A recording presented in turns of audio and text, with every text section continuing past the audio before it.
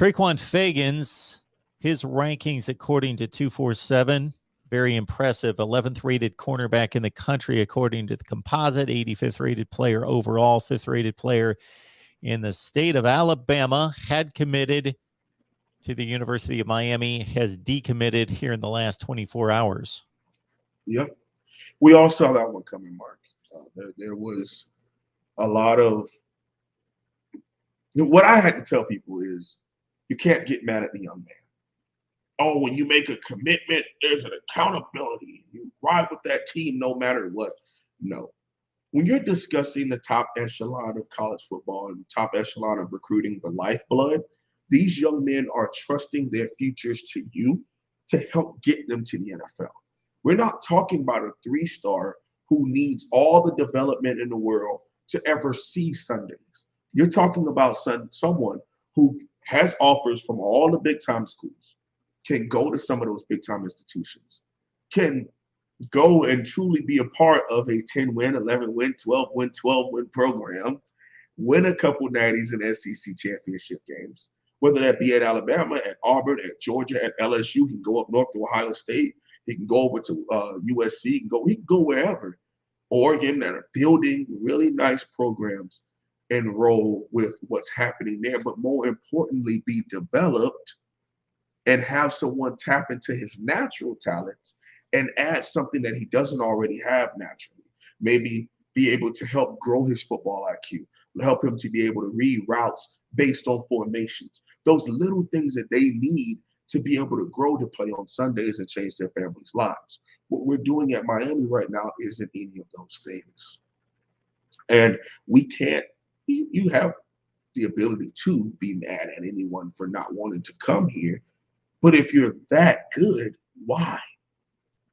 Why come here and trust your future to a program that has given a good goddamn about their football, an institution forever? Okay. Oh, if you win, you win. If you don't, you don't. Just hand me the check at the end of every season.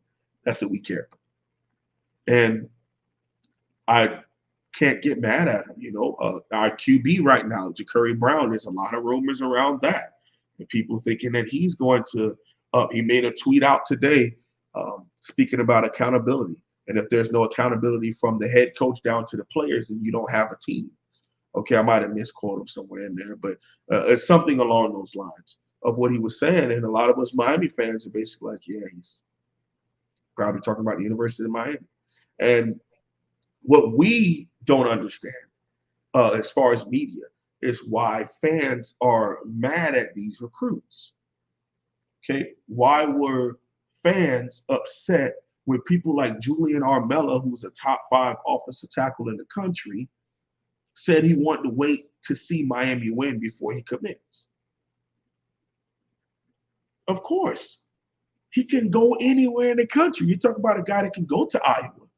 Talk about a guy that can go to Georgia and Bama, Wisconsin, people that have been filtering out Oregon with Mario Cristobal, filtering out top 10 offensive lines in the country. He can go and be a part of that. Or he can come here and be a part of a bottom tier offensive line and be a part of the change. No.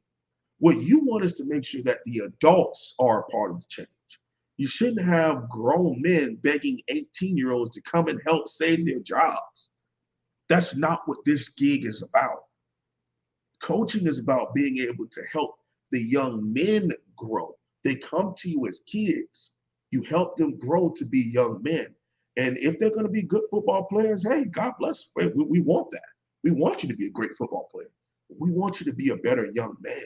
We want you to be a better person and learn and grow here. Okay. It's not about you just coming here and like, all right, go out there and save my job, throw the ball and catch touchdowns. That's not what you want to be, especially at a place like the University of Miami that already has a really negative viewpoint from outside looking at the University of Miami. We have to do better, man.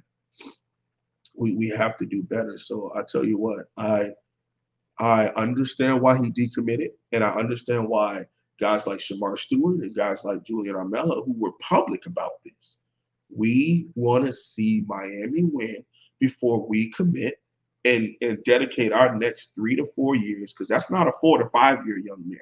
When you're talking about top 5 or top 10 at their position, they're there for 3 years and they're gone.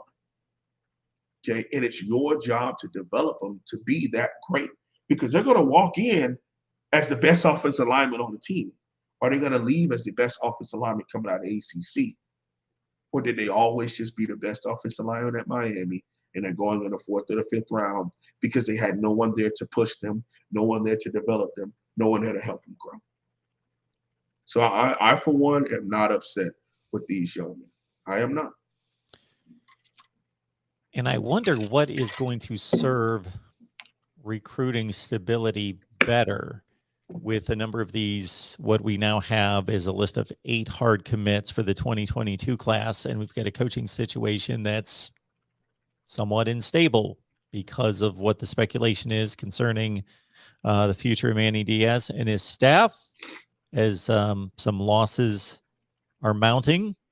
So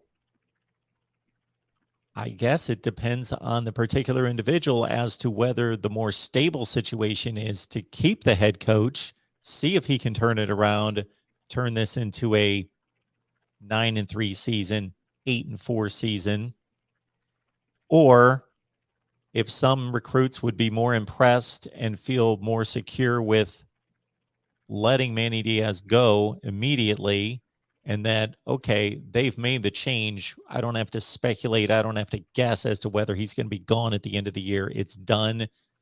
And now I'm hoping that they're going to move on to somebody competent. I think you're right. As far as it depends on the young man.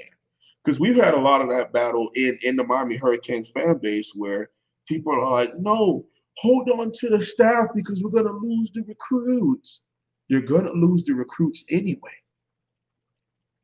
The product we've been putting on the football field is not going to have anyone in their right mind who's a middle of the road or a high 4-star or a 5-star want to come and be a part of this.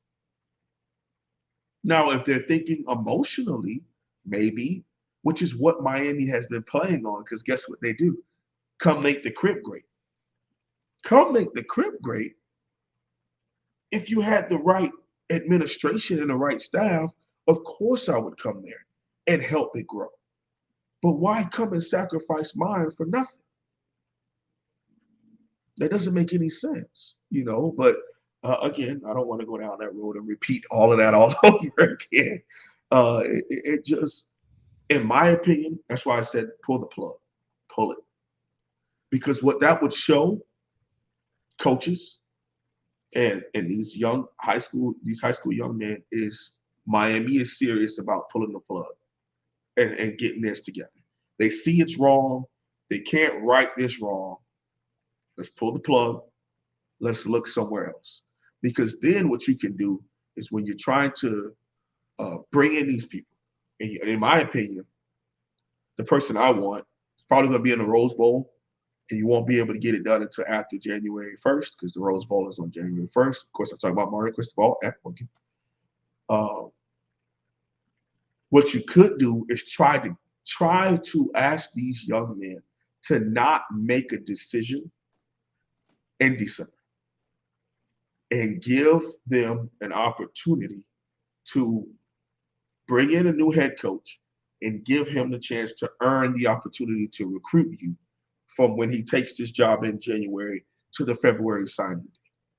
Now, a lot of people, these top tier recruits, already have their decision made by November. They're just waiting on the paint to dry in December because it's already been known. They've gone on their visits. They've done all of that. They're going to go sign in December. They're early enrolling, and they're going to go. And in honesty, there are some people that we won't be able to fix. They're going to be gone. But you talk about some changing those minds of people who are on the fence, people who weren't early enrollees, people who are waiting to February.